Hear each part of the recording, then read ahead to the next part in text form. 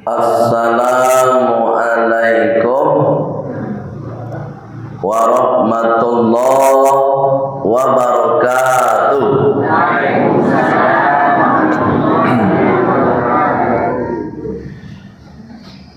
Alhamdulillahilladzi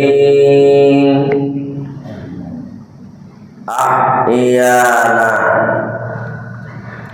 ba'dama amatana wa ilaihin nusyur.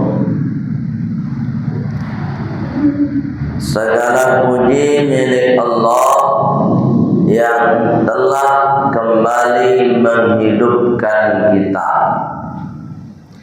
setelah tadi malam kita semua dimatikan oleh Allah Subhanahu wa ta'ala.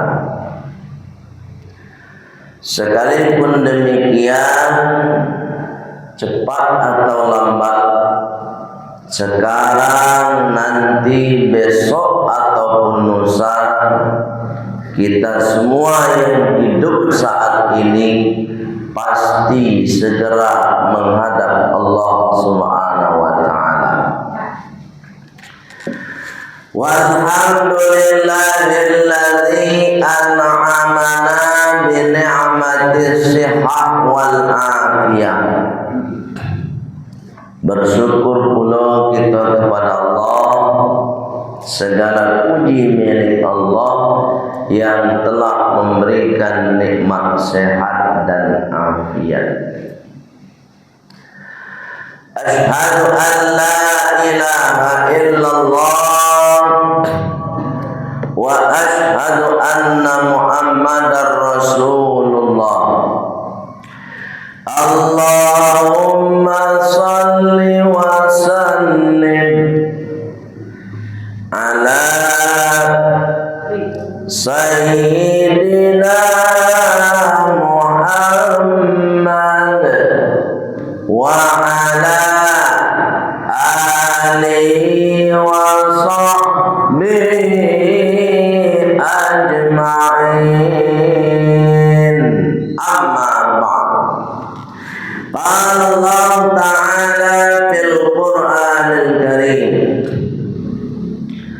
Bismillahirrahmanirrahim.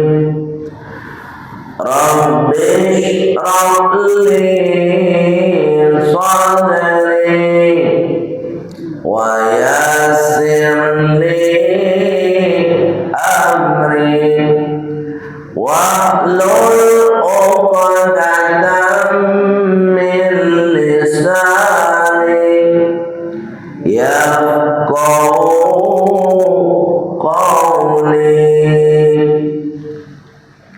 Shadaqallahul azim. Bapak Ibu pengurus masjid yang sama kita hormati, semoga Bapak Ibu pengurus tetap istiqomah menjadi teladan atau contoh yang baik untuk memakmurkan masjid kita, mulai dari pengurus ketua hingga kepada imam tetap kita yang sudah mengimami sholat subuh kita berjamaah. Mudah-mudahan sholat kita Bapak Ibu diterima oleh Allah Subhanahu wa ta'ala. Kenapa kita minta sama Allah sholat itu diterima? Karena ujung tombak dari semua ibadah itu ada pada sholat. Ya Bu, ada pada sholat. Oleh sebab itu perlu minta supaya sholat itu diterima. Ketika sholatnya bagus, maka amal yang lain dianggap bagus. Jadi kalau sholatnya rusak, ibadah yang lain jadi rusak. Jadi cerminan seseorang itu ada pada sholat, ada pada sholat, bukan pada hajinya, bukan pada umrohnya, bukan pada zakatnya, bukan pada baca Qur'annya. Tapi kata Rasulullah, fa in saluhat sa'iruha wa in fasadat sa'iruha. Maka jika bagus sholatnya, maka yang lain dianggap bagus, semuanya dianggap bagus. Wa in fasadat sa'iruha, kalau sholatnya rusak, maka seluruhnya ikut rusak. Jadi kalau ada ibu temukan di lapangan kawan ibu, tetangga ibu, dia rajin sholat tapi masih pendendam, berarti sholatnya masih rusak. Dia sudah umroh, dia sudah haji, bahkan namanya ditulis haji titik, tapi masih pendendam, berarti hajinya haji rusak. Ya Bu, luar biasa Bapak Ibu. Jadi jangan main-main dengan ibadah kita, karena ibadah itu menentukan perangai kita, perbuatan kita. Jadi tak perlu berjubah putih, tak perlu berpeci putih, kalaulah hatinya masih kotor, malu. Ini peci aja yang putih, jubah aja putih, panggilan haji, tapi dendamnya luar biasa. Haji apa namanya itu? Haji rusak. Mabibin piti sampai ke Mekah, mabibin piti si umroh. Rancak Bapak Ibu cari anak yatim, cari orang miskin, nah bagikan. Nggak usah pergi haji dulu kalau hatinya belum siap bersih. Iya Bu, itu makanya kalau mau berangkat haji dibina dulu. Bertahun-tahun itu manasik itu. Kalau manasik itu Bapak Ibu bertahun-tahun awak lakukan, berbulan-bulan awak lakukan, itu manasik pelaksanaan fisik. Tapi inti dari manasik itu bagaimana hati dibersihkan dulu sebelum pergi ke tanah suci. Kalau belum siap membersihkan hati, Bapak Ibu batalkan aja naik haji dulu. Batalkan dulu umrah tuh. Karena kita pergi ke tanah suci. Rugi Ibu. Tertolak ibadah. Ada kita temukan di masjid musholla, tunggang tunggi sholat, umroh rajin, haji yolo, tapi mandandamnya tidak ada tangguang. Ada syukur le dah. Oh, tidak ada syukur. Ini langit ketujuh tu nak ada. Allah kare. Bapak Ibu yang dimuliakan Allah Subhanahu wa taala. Pagi ini aku ingin menyampaikan pesan dari Allah Subhanahu wa taala. Ada ibadah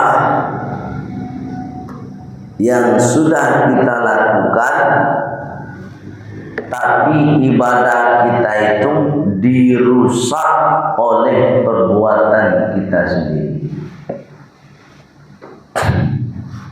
Apa yang pertama yang merusak ibadah kita itu Bapak Ibu? Uqul walidain.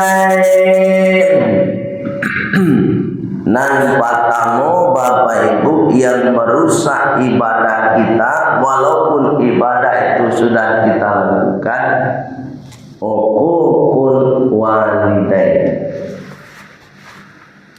durhaku kedua orang tua, durhaka kepada kedua orang tua. Itu yang merusak ibadah kita, Bapak Ibu. Ibu, sampai Allah Subhanahu wa taala mengatakan la ta'buduna illa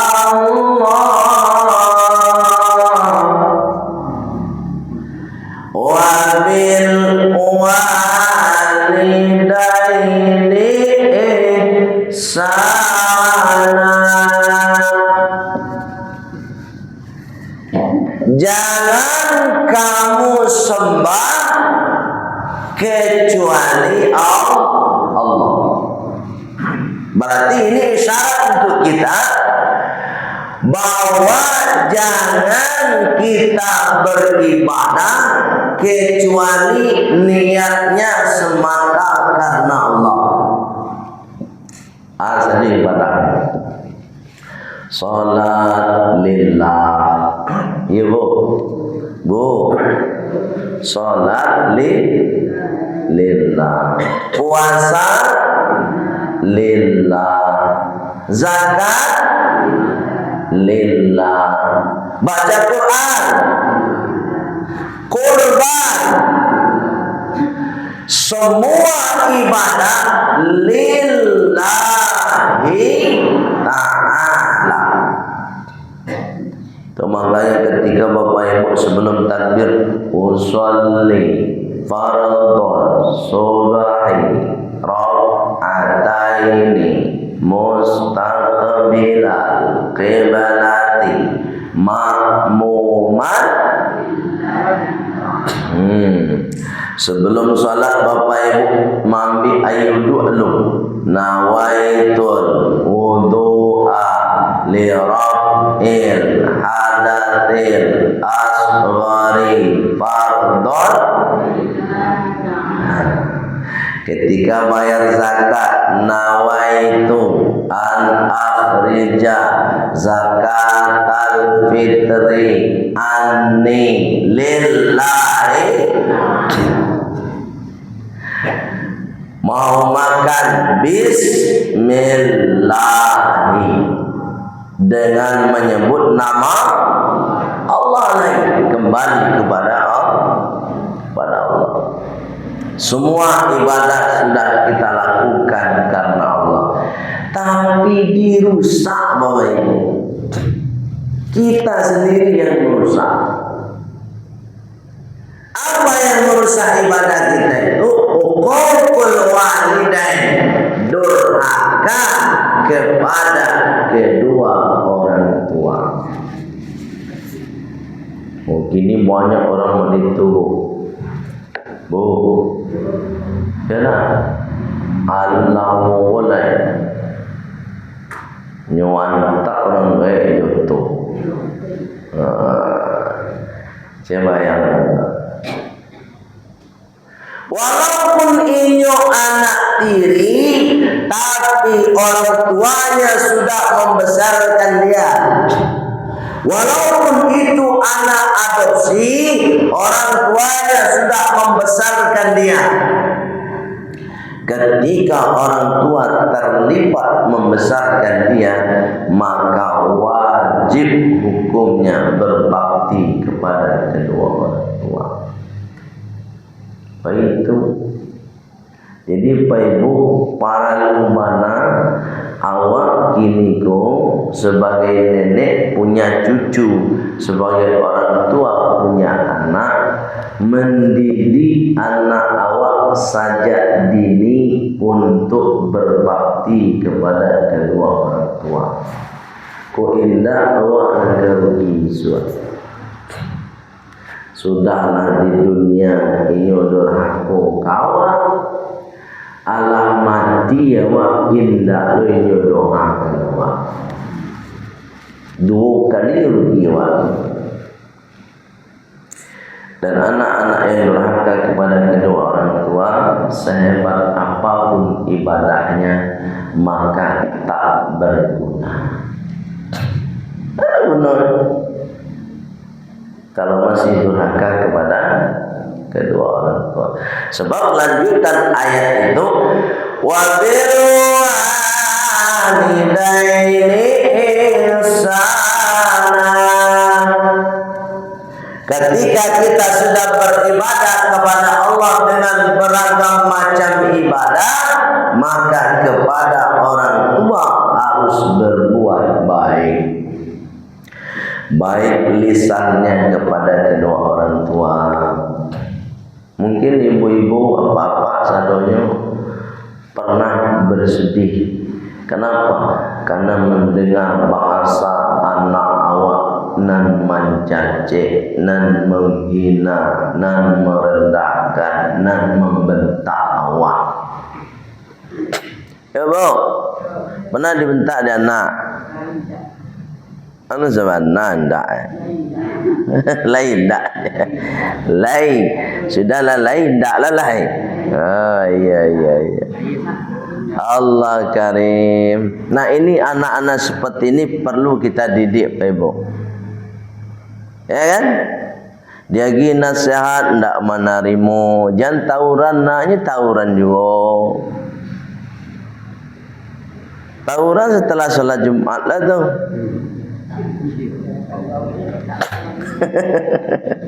Ya bu, itu kan tugas orang tua tu, mengingat, nasihati.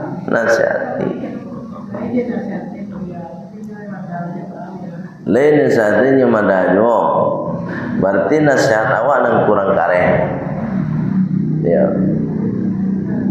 dulu Bapak Ibu, Rasulullah dulu mendidik anak, pertama yang dilakukan oleh Rasulullah itu adalah bagaimana mendidik anak itu supaya sholat.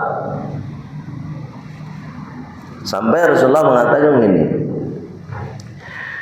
idza balaghat tis'a sinin, ketika usianya mencapai 9 tahun, falam yusalli, dan anak kita itu belum juga sholat, fadribuhu, maka pukul dia. Umur berapa? 9 tahun. Kalau mencapai umur 9 tahun, anak awak anu sholat, maka tugas orang tua memukulnya. Tu ada mukulnya buya, bukan kapalunyo, bukan parunya, bukan dadoyo. Dimaka dipukul tu nampak tahu kedua telapak tangan. Mana mukul? Pakai apa mukulnya? Pakai rotan. Bu, iya leno. Bapak pakai rotan lo ya. Sebab rotan tu Bapak Ibu tidak akan melukai.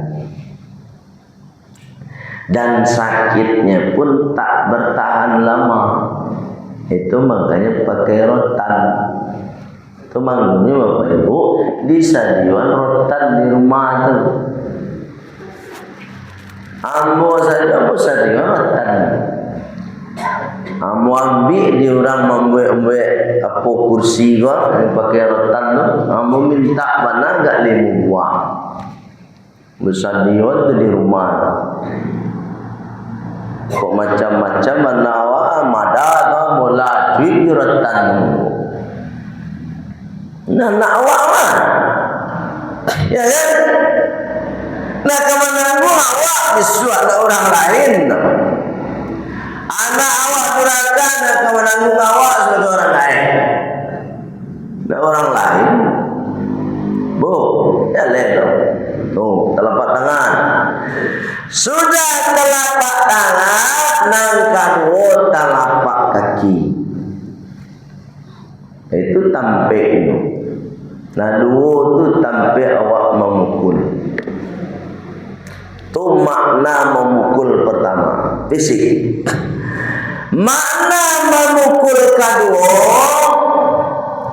diiringi dengan cara menyerahkan anak kita di lembaga pendidikan, yang lembaga pendidikan itu mendidik akhlak pula. Kalau anak awak tidak dididik di lembaga-lembaga yang mendidik akhlak, bagaimana anak kita mau berakhlak? Itu makanya Bapak Ibu, dimasukkanlah anak awak di lembaga pesantren.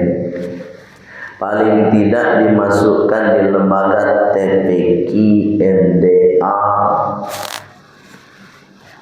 Itu makanya poin penting dari lembaga agama itu adalah akhlak. Jangan yang lain-lain dulu. Akhlaknya dulu dibina. Ya Bu. Bu. Ibu kalau mencari anak ibu sopan, santun, senang tak Ibu? Oh, senang. Tapi coba kalau cuma lawan ke ibu, panggil kira. Awak nak sakit hati ya. Makan hati nak bau. Nah, solat langsung solat senang nak. Tapi kalau nak solat sampai kolah, bagi dia senang. Nah, itu beda. Yang ketiga yang dimaksud dengan pukul di situ adalah pukul dengan doa. Satu, pukul fisiknya telapak tangan dan telapak kaki. Dua, pukul dirinya dengan pendidikan. Tiga, pukul hatinya dengan doa. Jadi kadang-kadang awak ambil jalan pintas, doa saya langsung. Ya Allah, jadikan anakmu anak nan saleh ya Allah. Sedang awak sedang mendidiknya untuk saleh. Ya Bu. Jadi sabarun awak mendoa tu, awaklah melakukan usaha maksimal dulu. Baik yang dimuliakan Allah SWT, itu poin satu. Anak yang durhaka kepada kedua orang tua, itu semua ibadahnya rusak. Poin kedua, apa kata Rasulullah SAW?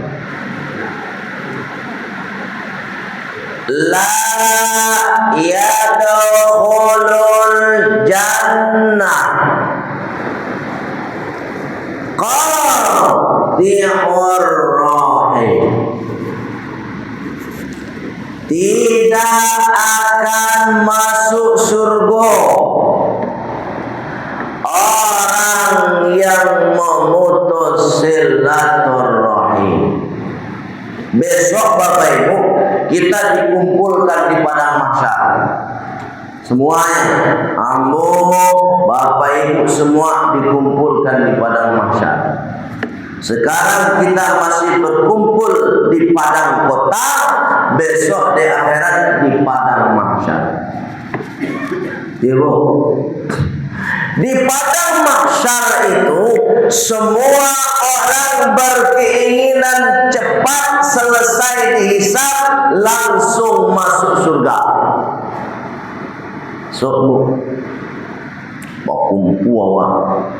Kalau dalam kitab Daqaiqul Akbar dijelaskan, ketika awak berkumpul di padang mahsyar tu Bapak Ibu, matahari saja sajangka tinggi dari kepala awak. Bu, kini kalau hari panen itu antara so nak panen kepala awak. jangan kepala baju senan basah tu awak cuci tu kalian. Kini tu saking panasnya cahaya matahari. Padahal jarak cahaya matahari itu, jarak kepala awak dengan matahari berapa kilo, jauh. Habis itu di akhirat sedang ikut sebab jarak matahari ke kepala awak. Manggala isi kepala awak ini. Ketika itu semua manusia berharap cepat selesai hisabnya dan ingin sekali masuk surga. Ternyata hisab kita itu sudah selesai semua.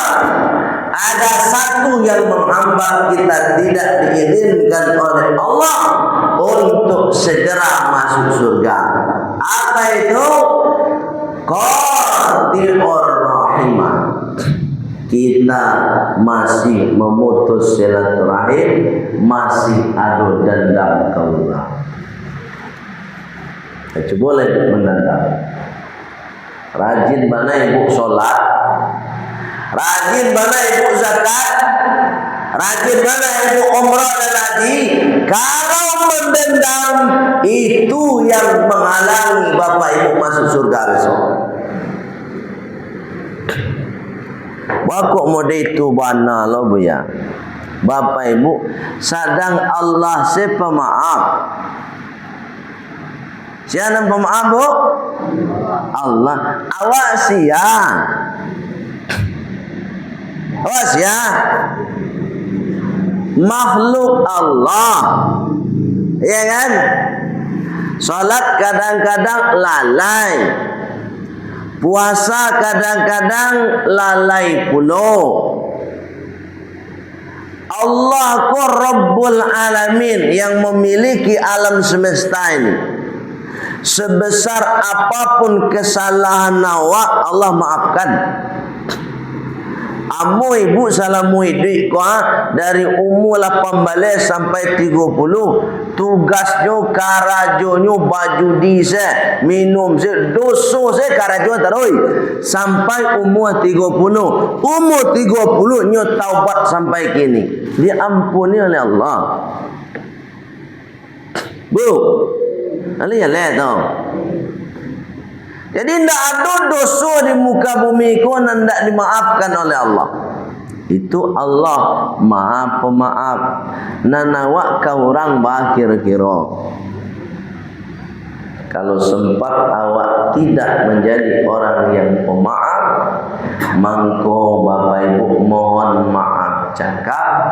Besok di padang mahsyar kita yang paling lama menerima siksa dari panasnya cahaya matahari.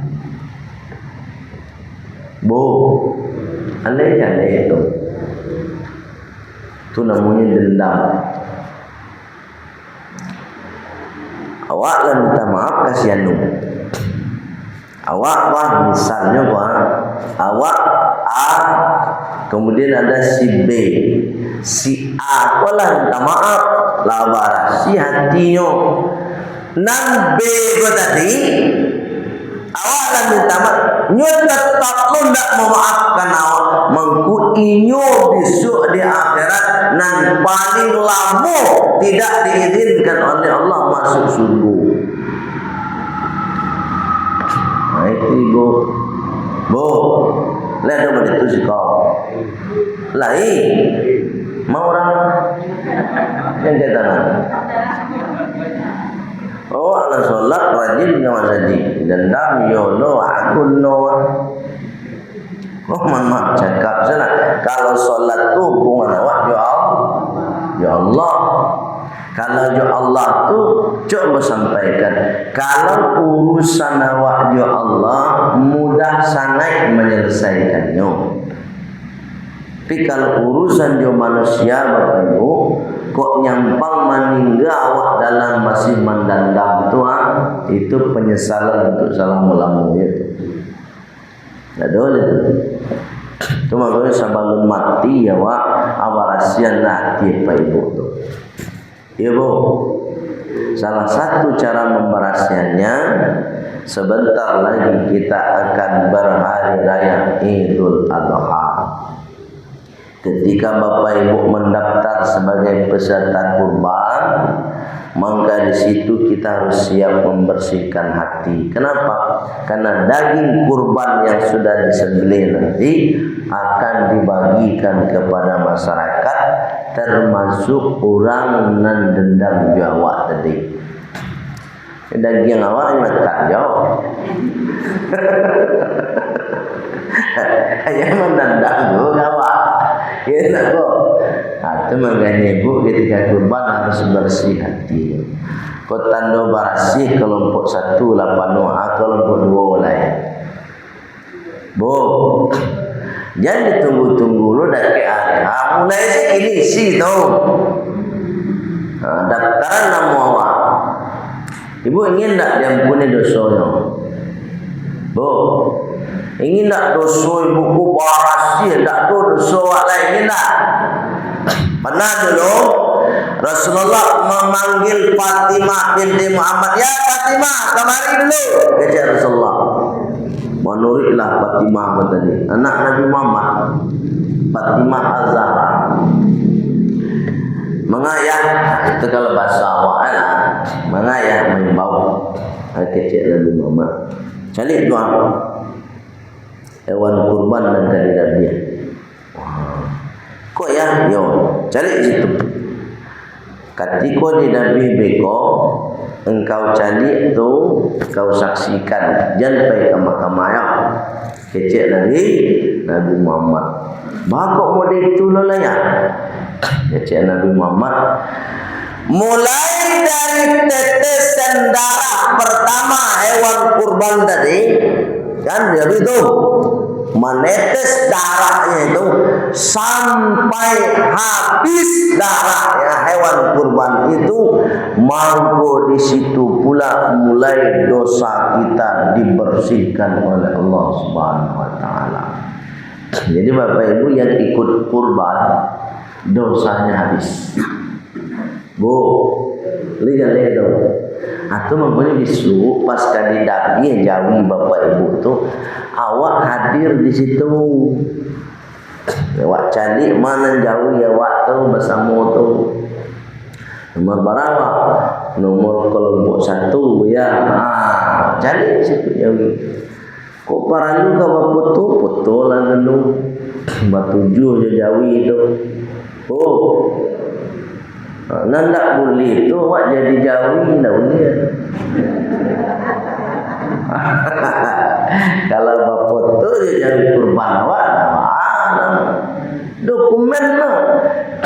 Buya tak ada di masa Nabi bapak tu buya. Tentulah iyo. Sebab di masa Nabi anu kamera.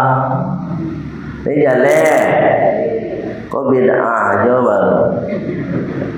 Ya awak tu nak berfikir jalan masa Nabi nak ada kamera. Ya pak. Sudah baca Quran, cium Al-Quran. Tidak ada dilakukan di masa Nabi. Tentulah iyo. Sebab Al-Quran lalu bercetak dulu. Yang pekak mana jadi ustaz. Ustaz pekak namanya. Mencium Quran berdoa. Tidak ada dilakukan Nabi. Tidak ada di masa Nabi. Tentu iyo. Dulu di masa Nabi Al-Quran tu ditulis di pelepah kurma, ditulis di tulang-tulang onta, tulis di batu-batu padang pasir. Cuma kalau lah dicetak mereka, nanti dicium dari Rasulullah. Itu ini kecil tidak ada. Ya pak, ini mengaji setengah jadi. Janggut je nak dipanjangkan depan. Ilmu nak ditambah. Bu. Janggut berpanjangan Sarawak bajingkrang. Selesai itu pandailah menyala gula. Allah karim. Jadi kalau ke dipanjangan janggut boleh, silakan. Tak masalah. Sarawak cingkrang boleh, silakan. Tak ada masalah.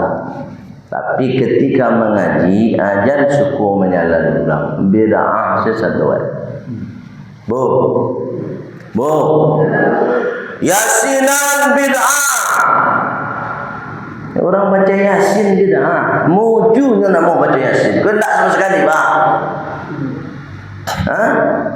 Tugas awak ba'an dan baca Quran, bisa baca Quran. Nggak usah diurus lain, nggak usah diusik-usik lain. Kalau nyolah baca Yasin.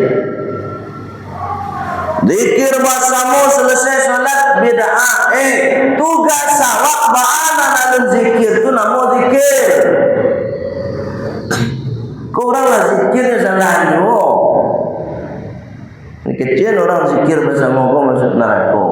Iyalah, biarlah kami masuk neraka. Nantinya jadi bahan neraka. Itulah biar adil lah wah. Doa bahasamu bid'ah. Boleh. Satunya bid'ah. Kok iyo segala sesuatu nanda ada di masa Rasulullah itu bid'ah, Bapak Ibu.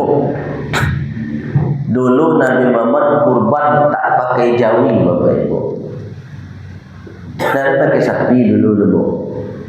Bapak nak pakai sapi ya, sebab sapi tak ada. Nang ada tu on sama domba. Anak dia dah apa ibu kurban jawi. Lekam sana aku itu kurban jawi. Anak balik ibu unta sana. Kita lihat ibu mana unta. Sedang jawi sana payah unta tu di mana? Nah itu maknanya berfikirlah dulu. Zakat awak apa? Coba piti Nabi zakat apa? Pernah Nabi zakat coba itulah bid'ah awak lah. Kamu awak siap ibu zakat tu kurma. Kurma tu sekilo barang ini mahal. Kita tahu ibu. Itu mangko nak mengaji kau jangan mengandalkan janggut panjang. Kau maaf siapa ibu mencari media dan salah saya kaji waktu tu. Baik Indonesia dan Allah Subhanahu Wa Taala. Jadi dua tu yang membuat ibadah kita rusak di hadapan Allah Subhanahu Wa Taala. Satu, durhaka kepada kedua orang tua. Dua, dendam atau memutus silaturahim. Baik, itu saja kira-kira. Mohon maaf Bapak Ibu kalau ada salah kata, salah cara. Sebab dan salah datangnya dari yang pribadi. Ini dimaafkan Bapak Ibu. Alhamdulillah. Qadun bana Bapak Ibu semua atas bimbingan hidayah Allah Subhanahu Wa Taala. Kita sempurnakan dengan doa untuk majelis. Subhanakallahumma wa bihamdika asyhadu an la ilaha illa anta astaghfiruka wa atubu ilaik walhamdulillahi rabbil alamin. Wassalamualaikum warahmatullahi